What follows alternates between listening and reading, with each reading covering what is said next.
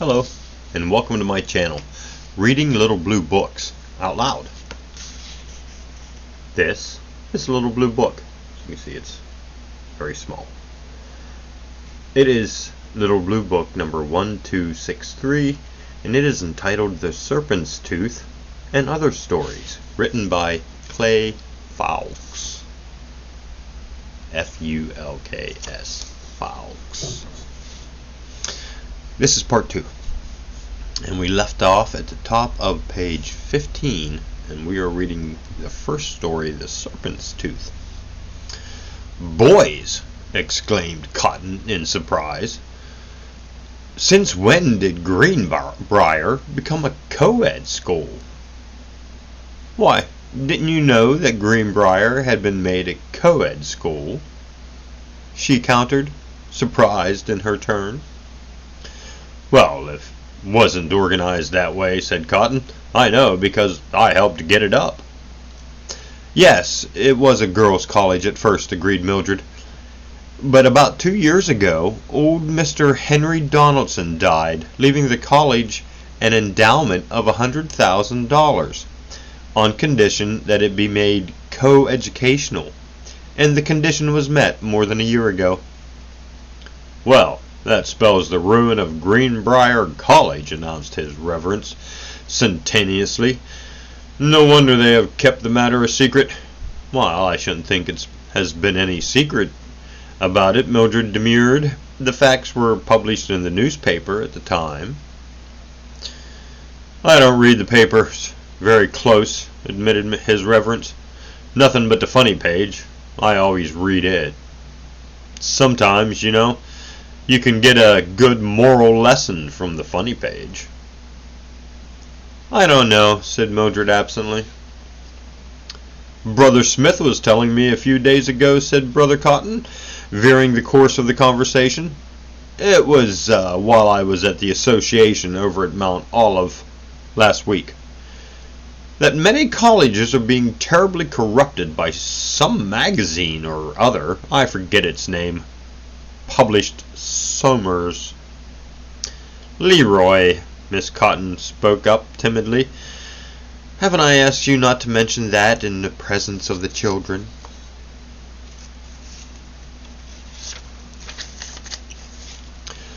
But the children seemed too busy just then to have caught the dreadful idea, and his reverend, ignoring his wife's remark, proceeded.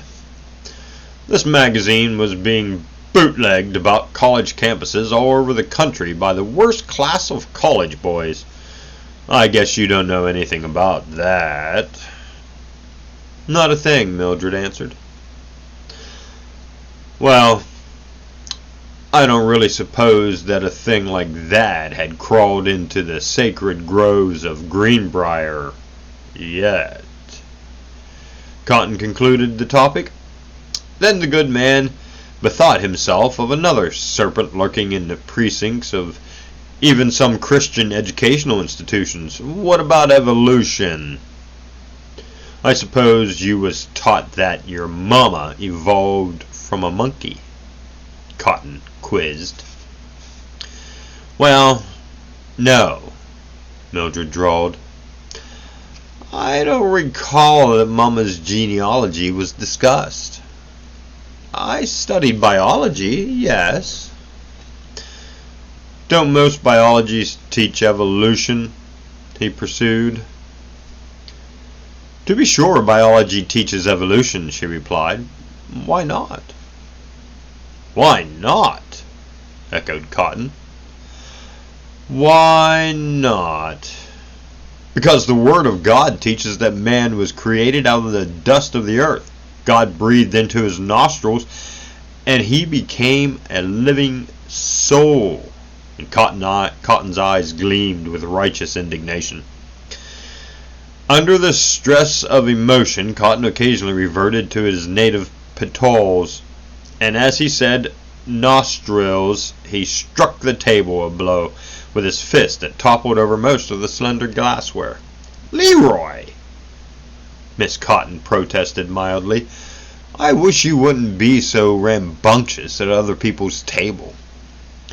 Then, addressing Miss Baxter, she added, "Whenever Leroy gets to thinking about how the big colleges are a-trying to do God's creation over again, why I tell you, cotton cut-in biology is the biggest lie that has ever been published. And there've been some whoppers published, too." "Then, you studied biology?" Mildred inquired casually. "Never.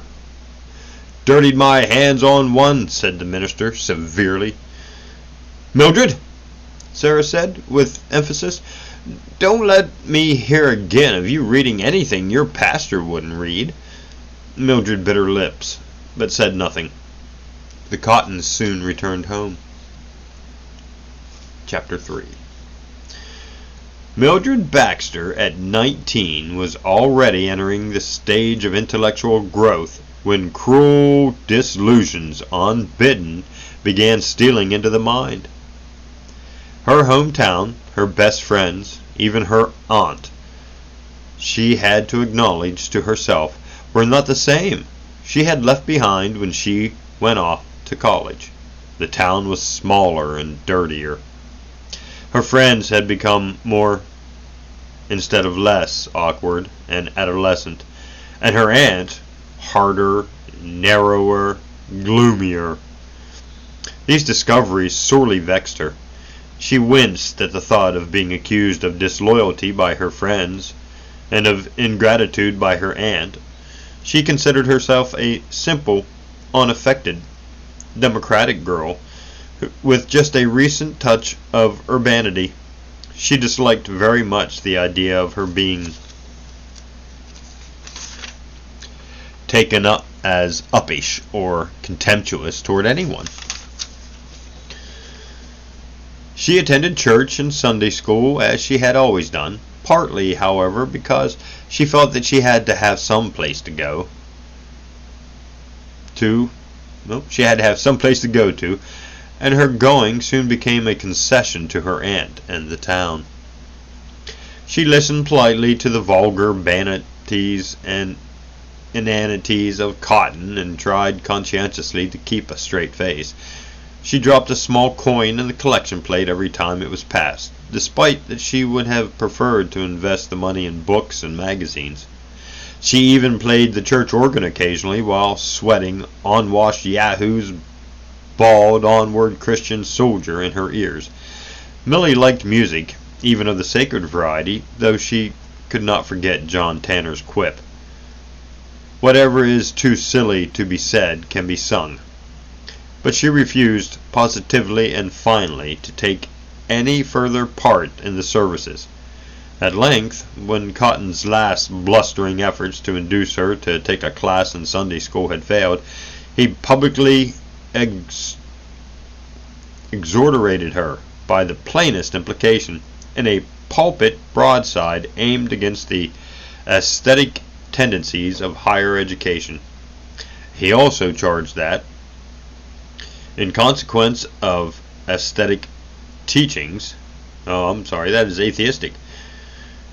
In consequence of atheistic teachings, college students soon acquired a penchant for mysterious talk, pagan practices, and plain and fancy immoralities. "The surest way to start a young woman toward hell," he exclaimed, "is to put her in a co-ed college." But inasmuch as Cotton's congregation was used to such ribald denunciations of the educated world, the flesh, and the devil, in a general way, no sensation was created until it finally soaked into the slow minds of the worshippers that the preacher's words were frightened with particular reference to a member of the congregation. Then Mildred at once became the cynosure of every eye, and a tempest of fury raged within her. "Never you mind, Millie," whispered Hercules Huto huskily on the steps of the church. "I'll thrash the cowardly son of a gun. I've a notion to swat him right now." "Hush, Hercules, don't make a scene," cautioned Millie. But as she walked home, blinded by hot tears, She wished she had let Hercules avenge her wrongs, presuming to teach the people and to lead them into spiritual ways. She soliloquized, the damned fraud. "How was the sermon today, Millie?" inquired Sarah, who had remained at home nursing a sick headache. "Sermon!" exclaimed Millie. "I'm not sure I know just what a sermon is. All I heard today was a studied insult to intelligence." "Mildred!" Sarah cut her short. "What do you mean? Have you gone crazy?" "Mama, please don't provoke me any further today. You don't understand," said Millie. "Well, as Brother Cotton says," Sarah rejoined sadly, "how sharper than a serpent's tooth it is to have a thankless child." "Well, your Brother Cotton, Mama, is by all odds the meanest man I have ever met," said Mildred, as she entered her room, slamming the door behind her.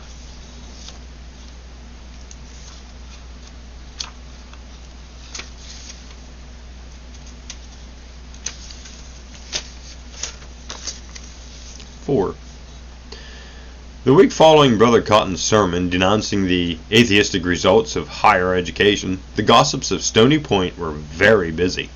At club meetings, at the blacksmith shop, the post office, and over backyard fences, Mildred Baxter's infidelity was the talk of the town. "I knowed that no good would ever come of sending her off to college," asseverated Linda Sullivan to Miss Gray over their backyard fence. Linda Sullivan at backyard fences on summer evenings, her dirty, emaciated baby astride one hip, a huge snuff stick projecting from her mouth, and her coil of rusty hair hanging at half-mast, was a familiar figure.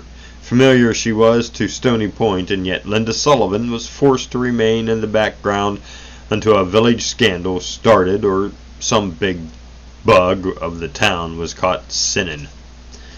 "She's just a fresty and she can be.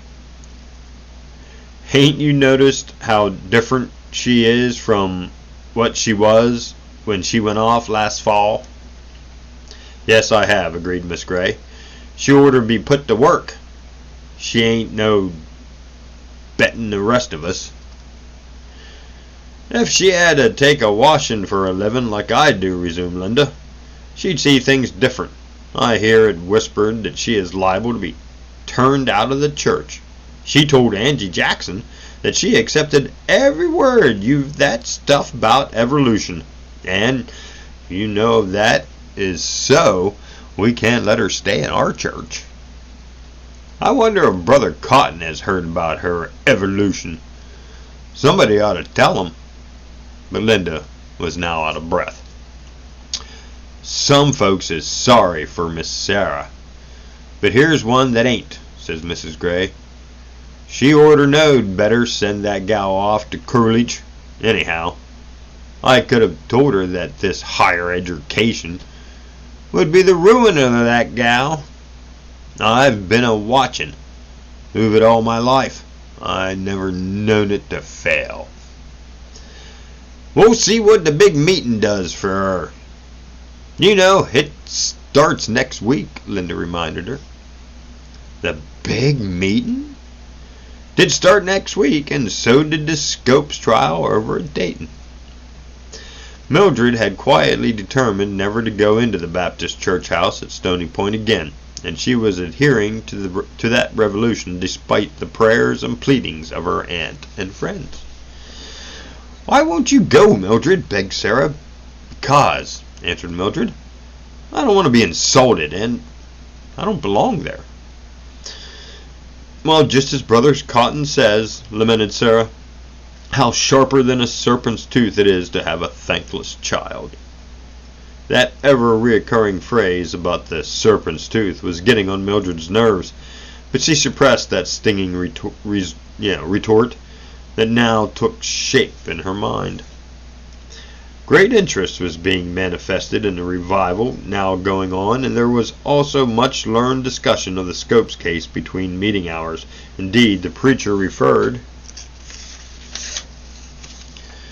to the noted trial, and every sermon and loud prayers were sent up for the conviction and punishment of the academic criminal of Dayton, who had been trying to lead young souls down to hell. After the meeting had been going on several days, Mildred and Brother Cotton met unexpectedly at the post office one morning. "Sister Mildred," began the reverend gentleman, "why ain't you coming out to church?" But Mildred instantly turned her back on the parson, saying not a word. And that's the end of chapter 4. I think we'll stop there.